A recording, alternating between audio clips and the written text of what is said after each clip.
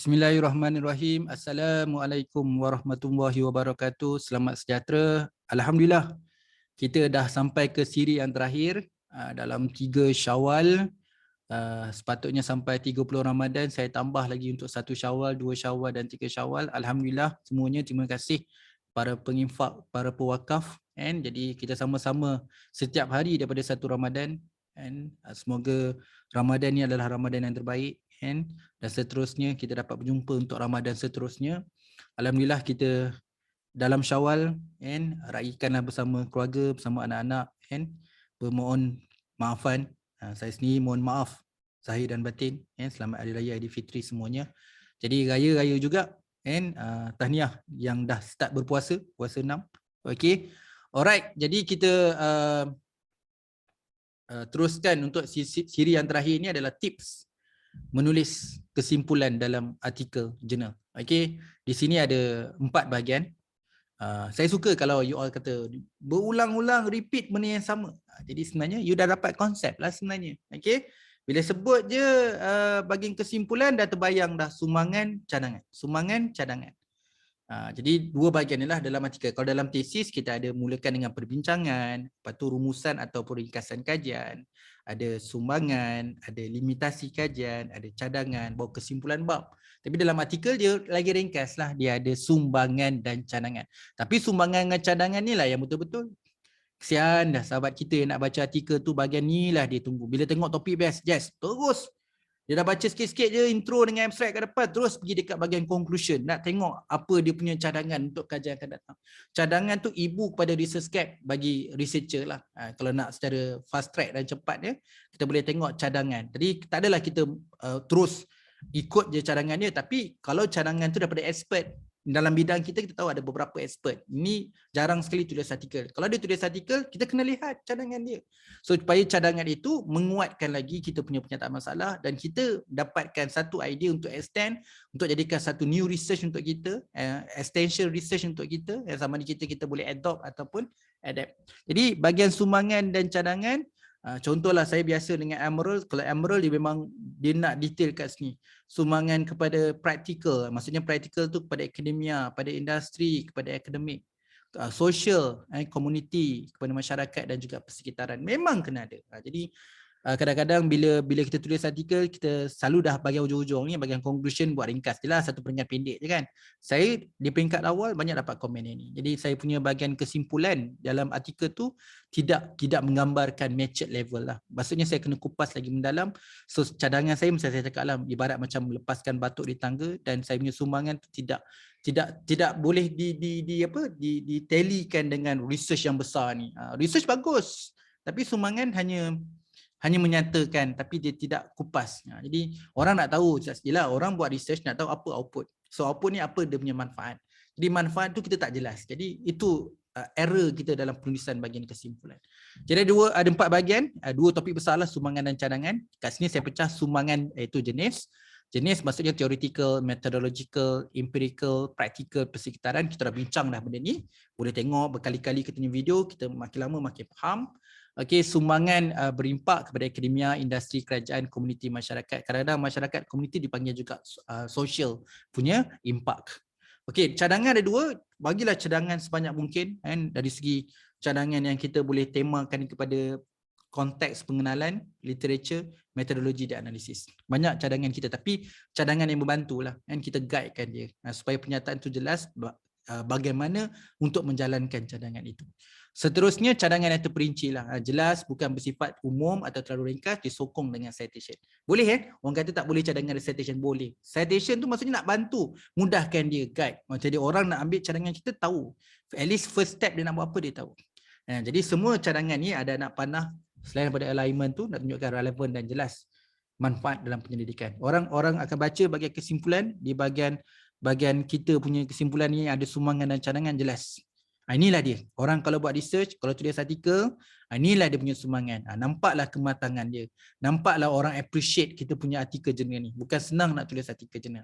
Kita tahu bahawa kita matured. Inilah kematangan reader, authors, researcher. Bila menulis, dia tak kedekut. Ini jariah dia. Dia kongsikan what's next, apa research lain yang boleh dibuat, apa lagi perkembangan extension yang boleh dilaksanakan oleh next researcher yang penyelidik akan datang. Jadi kita jangan kedekut lah kat sini.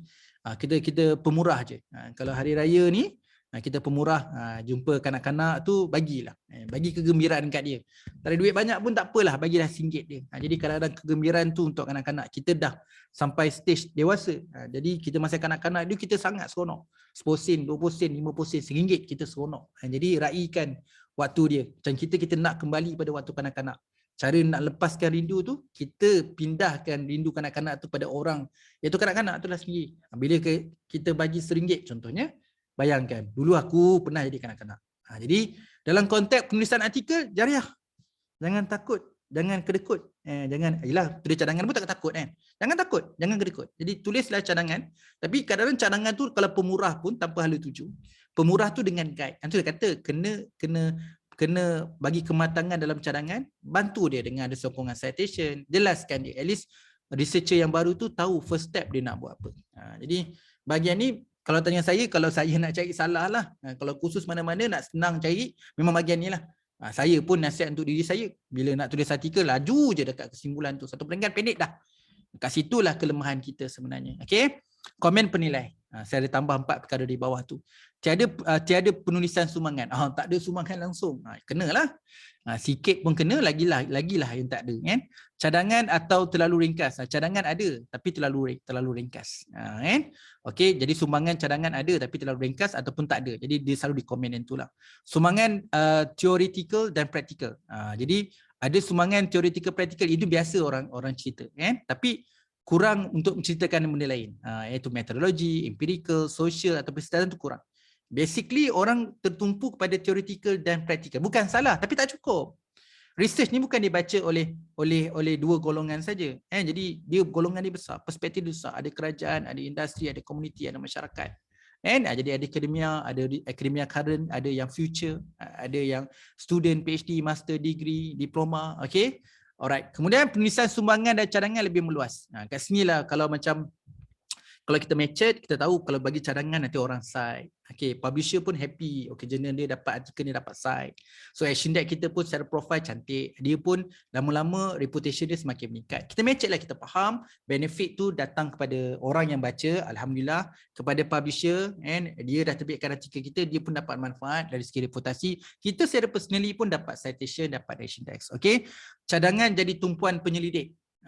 Jadi kalau tanya saya, kadang-kadang baca artikel je, tengok baca kat bahagian cadangan. Saya habit. Saya terus terang, kalau dekat literature review, saya akan baca perenggan terakhir. Kalau pergi dekat bahagian conclusion, saya nak baca cadangan. Itu memang saya tak boleh lepas lah. Saya akan baca dua bahagian tu. Jadi kalau macam, literature review, tak ada apa-apa. Terus macam habis macam tu, terus masuk method. Kat situ missing habis lah. Sama juga macam baca satu artikel, walaupun artikel tu tebal ke, banyak muka surat, tapi cadangan tak dapat. Ibarat macam aku baca artikel tapi tak dapat. Memang dapat ilmu tapi kita nak sambung. Aku minatlah artikel ni, seronok dengan ilmu ni, rasa macam nak buat research. Tapi macam mana apa lagi nak kena buat? Jadi itu kita tidak dapat. Bukanlah kita nak meminta-minta untuk orang bagi, tak. Tapi itu circle dia. Kita ni kalau nak menulis dalam menyampaikan ilmu tu, betul-betul bagi. Orang kata ikhlas nak bagi. Jadi lagi banyak orang guna, lagi banyak orang ambil artikel kita, lagi banyak orang cite. Orang kata, banyak citation, action deck, nak tunjuk dia bagus. Tak. Itu self appreciation. Seronok kita menulis bahawa orang rujuk artikel kita. Apa dia? Nak kata duit kita tak banyak, harta pun kita tak banyak. Jadi ilmu sedikit perkongsian ni, bila orang dapat citation tu, bukanlah kita nak berlumba banyak citation, itu self appreciation lah. Terpulanglah pada individu nak rasa dia bongkak dan riak dan sebagainya. Tapi kalau tanya saya, self reward. Dia self reward ni macam-macam. Sebagai researcher ni, self reward tu tak semestinya ada duit untuk belanja. Sekali-sekala ada duit tu belanjalah dengan keluarga. Tapi self reward dalam bentuk non financial ni, dari segi orang merujuk artikel tu seronok. Saya tak tahulah kalau you tulis artikel, kalau orang baca malu. Tak, saya kalau saya tulis artikel ke buku orang baca, saya seronok. Orang baca ilmu saja. Orang komen ke, orang kritik, kena cekal lah, kena tabah lah. Sebab kita memang proses under construction penambahbaikan. Jadi benda kita kena tambah baik dari semasa ke semasa supaya kita terus ada minat, suka, konsisten, committed dalam penulisan ni. Elok penulisan tesis ataupun penulisan artikel kita kena konsisten. And kita dah hujung ni. Jadi perkongsian ni juga nak berkongsi bahawa 30 Ramadan dan 3 Syawal ni konsisten lah, and Syawal dan seterusnya, bahawa penulisan ni kalau di bahagian tesis saya sebut dia satu perenggan. Yang satu hari satu perenggan. Ambil lah satu masa. Ada satu hari tu, satu siri Ramadan tu saya kongsikan. Berapa kita dapat? Setahun 144 muka surat kalau kita tulis satu hari satu perenggan. Okey, manfaatlah ilmu ni, and saya mohon maaf sangat-sangat, saya tahu setiap perkongsian saya kadang-kadang mengambil masa yang singkat je videonya. Tapi itulah tema dia, saya tak nak jadi video yang banyak, jadi video banyak macam kursus satu hari lah. Jadi kat sini perkongsian santai supaya kita boleh mendengar berkali-kali, kita boleh tengok, kita boleh belajar. Mana-mana ada kekurangan dan kesilapan memang datang daripada saya. Masih banyak lagi perkara yang saya harus mengaji dan kena tambah baik dan mantapkan untuk manfaat kita bersama. Jadi saya learning proses. Walaupun saya menyampai, kekurangan itu ada daripada saya. Jadi saya masih lagi learning proses. Jadi saya mohon maaf sangat-sangat kena pada bulan Syawal ni. Jadi saya lagi sekali untuk setiap hari dan termasuk pada hari ini yang terakhir untuk sesi untuk 2022, semoga kita, kalau saya pun semoga diberikan kekuatan untuk teruskan siri Ramadan pada tahun 2023 insya-Allah. Tapi saya kena fikirkan what's next apa lagi. Kalau ikutkan saya dah asas dah cukup dah sampai level 2, level 3 saya kena fikirkan. Ini kalau sahabat semua boleh bagi cadangan, input, komen what's next untuk Ramadan kita 2023 ni supaya yelah, kalau Ramadan tahun lepas ikut, Ramadan tahun ni ikut, jadi Ramadan tahun depan saya tak buat. Jadi macam hilanglah satu kan. Sambil-sambil ibadah tu, waktu-waktu lapang tu, ada orang tengok YouTube, tengok dengan lagu ke filem, why not tengok kita punya perkongsian siri Ramadan ni, dapat juga manfaat kita. Jadi tesis kita pun jalan, ibadah kita pun jalan. Okey, insya-Allah kita akan jumpa lagi insya-Allah. Doakan kita semua semoga semuanya sihat dengan ancaman Covid ni. Lain macam juga endemik ni. Kerap dapat demam. Hari tu takut jadi demam, sekarang ni mudah dapat demam kan. Tapi semoga jaga kesihatan baik-baik and raikanlah Syawal ni bersama dengan keluarga. Tesis kena bergerak juga. Dia berhenti rehat lama nak sambung balik memang liat sikit. Jadi kena konsisten dan sebagainya. Ilmu saya ni antara perantara je. Jadi bukanlah saya seorang yang hebat dan sebagainya. Apa yang saya tahu saya kongsi. Kalau kata saya simpan, saya tak simpan. Habis dah saya bagi. Saya tak tahu nak pusing kat mana. Kalau kata saya tambah lagi jadi bukan-bukan. Jadi saya bagi benda yang betul, benda yang sebaiknya, apa ilmu yang saya ada. Jadi saya ucapkan terima kasih kepada guru-guru saya yang menyampaikan kepada saya, dan saya menyampaikan kepada you all semua, dan you all boleh menyampai kepada rakan-rakan yang lain juga. Semoga jariah kita berpanjangan. Jadi kalau ada kekurangan kesilapan tu saya admit memang ada pada saya insya-Allah. Okey, semoga kita terus manfaat, terus berjaya dalam kehidupan, semoga terus sukses dan dipermudahkan segala urusan. Lagi sekali saya ucapkan selamat Hari Raya Aidilfitri. Mohon maaf saya batin buat semua. Assalamualaikum dan selamat sejahtera.